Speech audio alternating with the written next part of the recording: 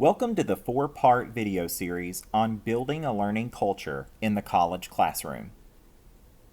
As instructors, we all want our students to learn and to develop and cultivate skills and competencies that will assist in their future success.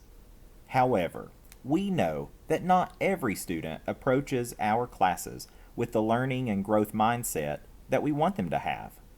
Some students approach classes as merely earning grades as a means to graduate. What I'm describing here is students' educational orientation. First described by Atkinson and his colleagues in the 1980s, educational orientation influences the way students approach their learning environment.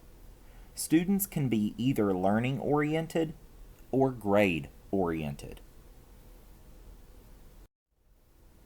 Learning-oriented students are excited about the opportunity to acquire new knowledge, and they find personal enrichment through their academic experiences.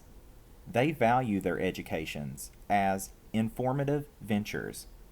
On the other hand, grade-oriented students are overly concerned with classroom performance and making a certain grade. They base their actions on an instructor's evaluation procedures and work for grades instead of working to learn.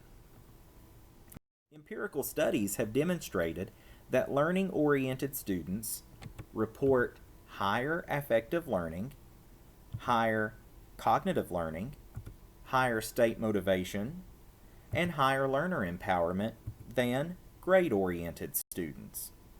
Even though grade-oriented students are more preoccupied with grades, it's actually learning-oriented students that receive higher grades in classes, higher overall GPAs, perform better on exams, participate more in class, and possess better study habits.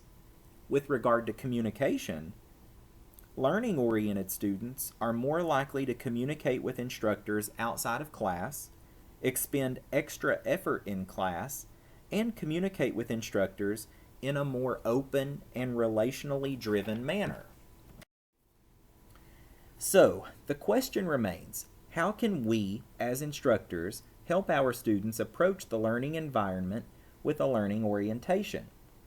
First, we can recognize that, to a degree, our instructor behaviors have an influence on how students approach our classes.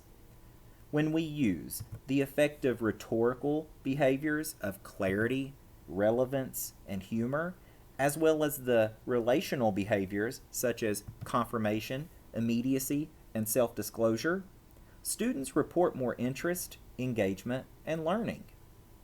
Second, using innovative instructional technologies to engage students can promote a learning orientation, as proficiencies with these technologies can be transferred to their personal and professional lives.